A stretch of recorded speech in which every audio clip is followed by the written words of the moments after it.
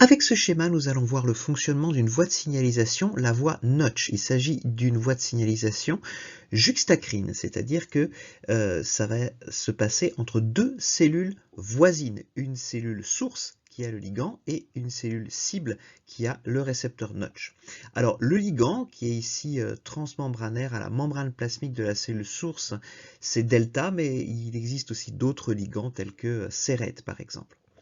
L'interaction de delta avec Notch aboutit à un premier clivage qui est réalisé par Adam Diess ou TAS et qui va laisser seulement un morceau de Notch dans la membrane plasmique et le domaine intracellulaire.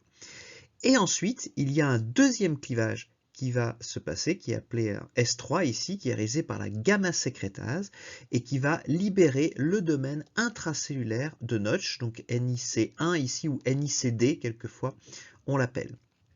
NICD va rentrer dans le noyau. Alors qu'est-ce qui se passait dans le noyau? À ce moment-là, vous aviez un facteur de transcription qui s'appelle CBF1, il y a aussi RBPJ comme nom pour cette protéine, qui était associée avec des corépresseurs et les gènes cibles de la voie Notch, et leur transcription était réprimée.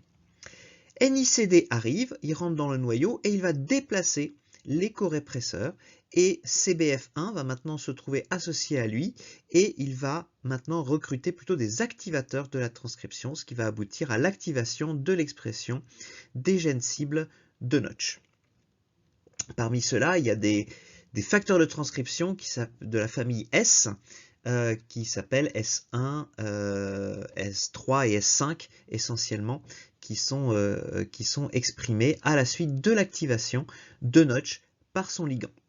Donc vous voyez ici, c'est une voie de signalisation particulièrement rapide où il n'y a pas de cascade de phosphorylation, mais c'est directement le récepteur qui est découpé et une partie de ce récepteur, la partie intracellulaire, qui directement va rentrer dans le noyau et joue le rôle de cofacteur de transcription pour activer la transcription des gènes cibles.